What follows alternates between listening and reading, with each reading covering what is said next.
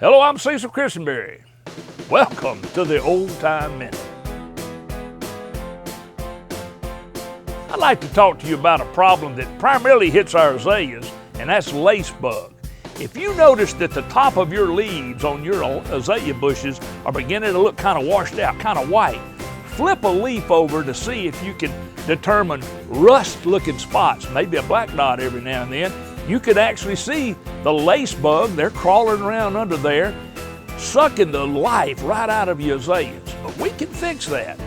Malathion 55% at the rate of 1 tablespoon per gallon of water sprayed onto the azaleas. It's very important that you spray under the leaf, which can be difficult, but if you have like a hose-in sprayer that has a deflection shield that sprays it upwards, that'll get it right where it needs to be. It gets the chemical right where it needs to be to take care of a lace bug infestation wherever you may live.